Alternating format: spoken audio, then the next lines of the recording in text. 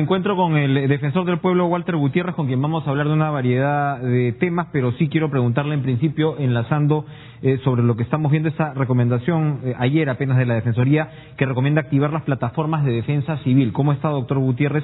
Entiendo incluso que una de las oficinas de la Defensoría en Piura ya está trabajando. ¿De qué hablamos cuando hablamos de activar las plataformas de defensa civil en una situación como esta? ¿Es necesario? ¿Y para qué? A ver, es muy necesario. Sucede que la Defensoría del Pueblo considera que todas las instancias que tienen que ver con defensa civil tienen que activarse. En el Perú existen distintos niveles. No es que desde la cúpula, digamos, de la Organización de Defensa Civil se activan las acciones, sino que los gobiernos locales o los gobiernos regionales o las provincias van solicitando, van activándose hacia arriba. Lo que sucede ahora es que la Defensoría considera que la situación es tan grave que todas tienen que activarse. ¿Y cómo opera una plataforma de defensa civil en estos casos? Básicamente coordinación. La Defensoría del Pueblo ha estado y está presente en todos los lugares donde han habido estos desbordes, justamente para hacer el seguimiento. Hay que recordar que la Defensoría del Pueblo no es que tenga jurisdicción ni mandato ejecutivo, es una institución de supervisión, de control. Quienes tienen ahí la responsabilidad son básicamente los gobiernos locales, los gobiernos regionales, los alcaldes y evidentemente defensa civil. Son los gobiernos regionales y alcaldes que también en muchos casos tienen alguna responsabilidad de lo que está pasando ahora, ¿no? Al permitir la construcción de viviendas, ¿no?, en cauces secos y demás, pero como conversábamos más temprano con el ministro Nieto, de eso hablaremos, y tendrá que abrirse una discusión realmente seria cuando pase esta última emergencia sobre cómo nos vamos a organizar. Probablemente la Defensoría tendrá pues alguna opinión al respecto, ¿no? De hecho, estamos haciendo un trabajo sobre el tema, sí. Orientar esos esfuerzos. A ver, yo por la web de la Defensoría me he enterado de que existía un decreto legislativo del 2014, periodista desenterado en este caso, ¿no? 2014, que decía que los estudios técnicos de las APP son pues casi secreto de Estado, no se pueden saber. Entonces uno, claro, ahí comienza a entender, por el tema de los sobrecostos, también hay que tomarlo con la seriedad del caso, ¿no? O sea, lo que yo entiendo hablando con gente que considero seria, me dicen, bueno, un sobrecosto normal en una obra es de aproximadamente el 20%, ¿no?, que es lo que podría admitirse dentro de estos parámetros. Pero resulta que a la hora de que los estudios técnicos de las alianzas público-privadas se consideran pues secretos, que uno no entiende por qué, ¿no? Puede pasar cualquier cosa después. Es decir, la cifra bajo la cual tú acuerdas el monto de un proyecto puede cambiar de mil maneras. No sabemos la estructura financiera, ¿no?, en muchos casos de estas empresas. No sabemos cómo se van a negociar adendas futuras. Es como una suerte de ficción, ¿no? O sea, esas primeras cifras bajo las cuales, o supuestos bajo los cuales generas un proyecto, no sirven después. La Defensoría está proponiendo derogar este decreto legislativo que hace secreto estos estudios técnicos. ¿Qué efecto ha tenido este decreto legislativo? Es del 2014, sí, justo antes del gasoducto. Sí, Enrique, pero permíteme contarte rápidamente el itinerario de cómo surge esta norma y luego los problemas que trae la norma, porque tan grave es la norma en sí como cómo es que se gesta la norma. La norma, este decreto legislativo 1224, es una norma posterior a una ley que sale meses anteriores, sale en enero, febrero del año 2014, el Ejecutivo manda un proyecto de ley al Congreso, que se aprueba muy rápidamente. Se aprueba más o menos en 2 meses y en 3 días tiene informe favorable de la comisión respectiva. El Congreso estaba todo de acuerdo, no solamente el gobierno de Humala, sino todo el resto. Bueno, la Fuerza Popular. En 3 días se aprueba este proyecto. Se promulga la norma y se publica en 60 días y 2 o 3 meses después se entrega la buena pro del gasoducto. La obra más grande de la historia del país. Más de 7.000 millones.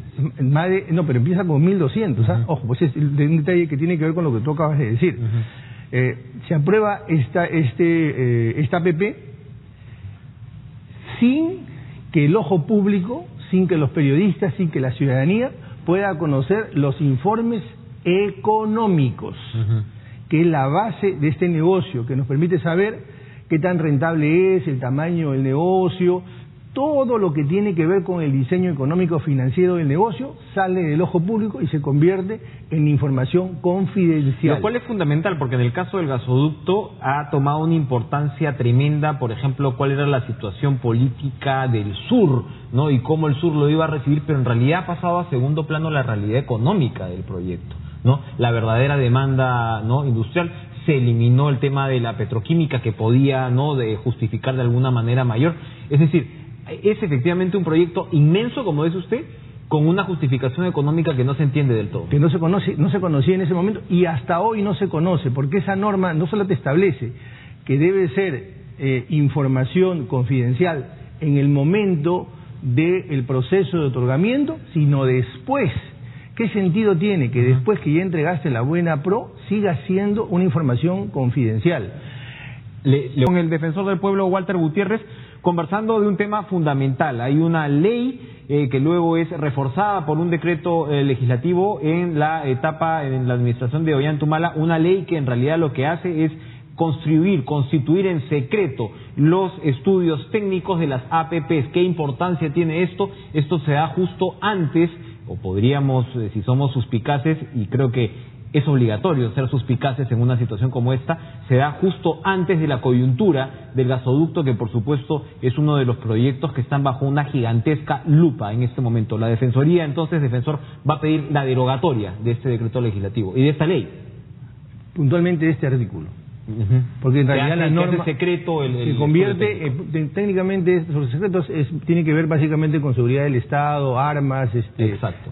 Estamos hablando de otra figura que es muy parecida, que se refiere al carácter confidencial de esta información. No hay ninguna justificación para que un estudio técnico de una APP sea secreto, ¿no? O sea... Mire, en este estado del avance de los negocios, el kilómetro de pista, el kilómetro de túnel, el kilómetro de puente es casi un commodity. Y los diseños económicos financieros no son ciencia infusa. De manera que incluso en la etapa previa no debería ser confidencial, y menos después de que ya se otorgó la buena pro. Y le doy un dato. Hay un informe de la OCDE que señala que el momento en el que más se produce corrupción en el Estado en obras públicas o APP es justamente en la etapa de la entrega de la buena pro, del concurso. Y en ese momento es que nosotros hemos decidido como Estado sacar de la mirada pública lo que constituye la base de ese negocio. ¿Qué consecuencias? Gasoducto es un tema, ¿no? Pero claro, esto es relativamente reciente. Como conversamos fuera de cámaras, las leyes de APPs subsistieron 10 años antes de que ocurra esto, de que se le ponga este candado con la corrupción que ya sabemos. Es decir, se vieron casos como el del metro, se han visto casos como el de la corrupción regional, se vio casos como de la interoceánica, que sabemos todos han tenido componentes de corrupción, sin tener siquiera este candado. De ahí en adelante, esta ley, ¿qué obras ha complicado? Gasoducto es una. ¿Qué otras grandes obras ha complicado? Bueno, probablemente también probablemente Rutas de Lima. Y además, no se olvide que uno de los grandes problemas de... y Chinchero. Ahora. Bueno, Chinchero ahora. De hecho Chinchero, porque Chinchero desde el 2014 se entrega la buena pro. De hecho, no solamente las nuevas, también las anteriores. ¿Por qué? Porque las adendas es una prácticamente institución en las APP peruanas. La mayoría de contratos ha tenido una docena de adendas y algunas han llegado a más de 20 adendas. ¿Usted ha hecho algún tipo de porque claro, siempre pues en lo que son temas técnicos a los periodistas a veces los quieren marear como cuyes, ¿no? Entonces te dicen, no, es normal, eso también es normal. ¿Se ha hecho algún tipo de estudio referencial sobre qué pasa en otros países? Si es que las adendas, claro que ahora otros países todos están metidos con el tema de Odebrecht, pero en situaciones más o menos donde la corrupción no campee tanto, nos imaginamos que las adendas no son un instrumento pues indiscriminado, donde sencillamente añades y añades y añades sobre el contrato. A ver, yo diría hay varias cosas. Primero, la Defensoría ha constituido ya desde hace unas semanas un equipo de profesionales, un equipo multidisciplinario para mirar este tema desde el derecho administrativo, porque estos son contratos administrativos, desde el derecho penal, desde cómo han funcionado las instituciones, desde el mercado. Son un equipo de 6, 7 personas, 7 profesionales de larga trayectoria que están encontrando cosas. En realidad lo que pensábamos, Enrique, es hacer un informe que luego de 2 meses lo entregábamos a la sociedad y explicábamos, esta es la radiografía de todo este problema de corrupción. Pero el tema es tan grave y es tan grande que hemos decidido ir soltando información como esta. Entonces, tú me preguntas cómo sucede en otros lugares. Yo acabo de venir de Chile. Odebrecht no entró a Chile. No entró. ¿Por qué no entró? Les pusieron una serie de candados, según me han dicho. No entró, bueno, varias razones en realidad. Primero, porque, y ahí vamos a un tema que está mirando la Defensoría, los planes anticorrupción en el Perú no funcionan. Hay normas para que todos los ministerios tengan planes anticorrupción, y hay ministerios que no tienen planes anticorrupción, y son un saludo a la bandera. No existen indicadores de estos planes anticorrupción, siendo el tema de la corrupción algo fundamental. Los planes anticorrupción prácticamente son nominales. Entonces, existen muchas razones por las cuales esto se ha dado. Me parece prácticamente alucinante que una obra que va a costar 1.200 millones cueste 7.000 y pico de millones del gasoducto. Me parece muy preocupante que un contrato se cierre sin determinar el costo financiero de la obra, sin determinar la fecha del cierre financiero, que son los huecos que tiene Chincheros. Entonces, todos los contratos pareciera que están sospechosamente mal hechos. Así es. Ahora, el presidente ha anunciado, el presidente y los ministros, o sea, se ha anunciado que se va a presentar este tema de la declaración jurada de intereses, ¿no? Que fue una de las recomendaciones de la Comisión Vega, de la Comisión de Integridad Presidencial, que fue encabezada por su predecesor en la Defensoría. El tema de los intereses de cada quien también juega un papel ahora fundamental. Un papel fundamental entre los periodistas. Los últimos días hemos visto cómo, ¿no?, ya pues al periodismo se le había pasado la mano hace años en el Perú, ¿no? El tema de que no, yo soy periodista, defiendo una posición, ¿no?, en medios, tengo una columna en diarios y, por ejemplo, defiendo pues la pertinencia del peaje de Puente Piedra y no digo que asesoro pues a las empresas involucradas en Puente Piedra. Eso por el lado del periodismo. Por el lado de los políticos es importante también que desde el presidente de la República hacia abajo digan, bueno, estos son mis intereses. ¿Qué tan eficaz puede ser eso para realmente combatir la corrupción en los próximos años? Muy eficaz. En realidad esta es una propuesta que viene, probablemente por eso Eduardo lo planteó, porque viene de la Defensoría hace mucho tiempo. La Defensoría planteó justamente esta declaración, esta necesaria declaración de intereses, porque no puede ser que en un momento tú estés del lado del sector privado como funcionario o como gerente y luego estés como ministro. Eso es inaceptable. Es el caso del ministro de Energía y Minas, Mayorga, no sé si lo recuerdas. Sí, claro. Había sido asesor y luego ministro de la UPIC y Jandría. Entonces, a ver, no estoy diciendo que necesariamente haya ahí algo mal, pero lo que sí es fundamental que la sociedad conozca que hayas estado de los dos lados.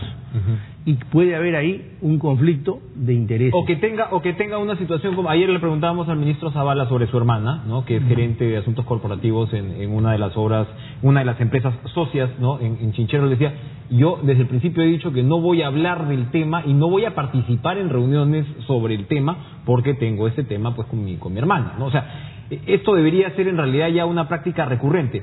Pero, por ejemplo, ¿qué hacemos en el caso de los periodistas?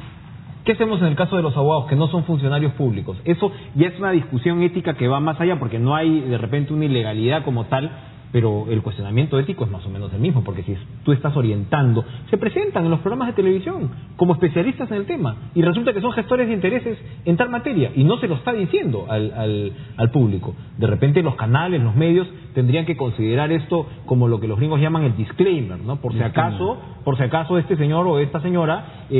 trabaja para tal empresa, ¿no? Son cosas elementales, ¿no le parece? Existe una ley de transparencia y de acceso a la información. Esta ley de transparencia recoge un principio que está instalado en el sistema interamericano, que es el principio de mayor divulgación. Todos los que actuamos en la escena pública, y no me estoy refiriendo solo a los funcionarios públicos, me estoy refiriendo a hombres que generan opinión pública, públicos, que puede, digamos, ¿no? claro, que puede ser un deportista, que puede ser un artista, que puede ser una persona que sale a los medios, un abogado, un analista y opina, debe estar sometido a la mayor divulgación de la información. Esto me parece fundamental. Incluso en el sistema interamericano hay una figura que se llama mayor umbral de tolerancia. ¿Qué significa eso? Quiere decir que si yo soy un hombre público, un futbolista, por ejemplo, yo debo tolerar más el ojo público que una persona que es estrictamente privada. Incluso si eso de que soy periodista y no me toquen, no. Si yo estoy cenando con alguien, almorzando con alguien, y mi vida es estrictamente privada, nadie tiene por qué estar tomándome fotos. Pero si yo soy un futbolista, un artista, un periodista, un abogado, sí me puede usted tomar fotos porque tengo que tener un mayor umbral de tolerancia. El hombre público no es solo el que esté en la función pública, sino el que ejerce de alguna manera una influencia sobre la opinión pública, y eso no es nuevo en el sistema. Para terminar, defensor, hay muchos temas. Yo sé que es el tema de Odebrecht, del conflicto Congreso-Fiscalía. Vamos a tratarlo con el ex fiscal, además, supremo Avelino Guillén, y no quiero un poco duplicar los temas de conversación durante esta mañana, pero no quiero dejar pasar la oportunidad para preguntarle cómo está el ambiente en la Defensoría. En determinado momento, pues, los contratados por CAS denunciaron que se les iba a sacar, hubo toda una negociación, hubo comunicados a fin de año, pero yo quería ir al fondo de la discusión, y lo que sus críticos decían es: Walter Gutiérrez está asumiendo una institución que tiene roles muy definidos, donde funciona bien, como por ejemplo algo que tiene que ver con conflictos sociales, derechos humanos, y la quiere transformar en otra cosa. Entonces, usted desde el principio dijo que le interesaba mucho, por ejemplo, entrar en servicios de salud, en servicios de educación, en servicios que el Estado accede. Entonces, otra vez, también sus críticos decían: oiga usted, pero para eso está el INDECOPI. ¿Por qué quiere arreglar algo que no está roto? Al final, en el balance de esta discusión, yo entiendo que el tema con los CAS se tranquilizó. ¿Cómo ve ahora, cómo observa vamos a decirlo así, la personalidad, el fondo de la Defensoría? Yo creo que los hechos nos han dado la razón. A ver.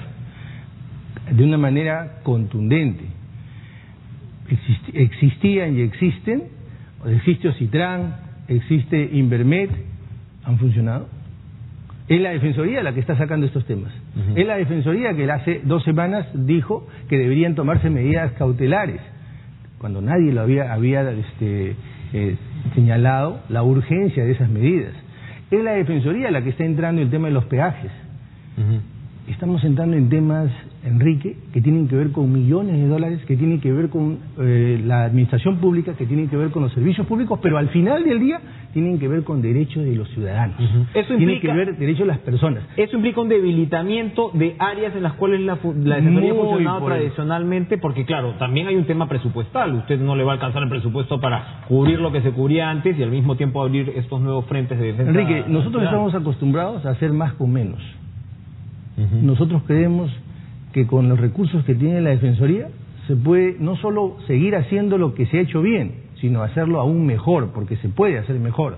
De hecho, estamos potenciando el tema del reporte de conflictos con Giselle Guamaní y con todo un esquema que pronto van a conocer ustedes. Bien. Todos los temas que se han desarrollado van a seguirse desarrollando y de una manera mucho más activa. Y estos nuevos temas que son urgentes, que tienen que ver con corrupción, que tienen que ver con mercado, que tienen que ver con derechos de ciudadanos. Bien, Walter Gutiérrez, defensor del pueblo, el lunes, entonces, entiendo yo, el lunes está presentando este proyecto para derogar, me parece clave, este capítulo, este tema del decreto legislativo que hace secretos los estudios técnicos de las APPs.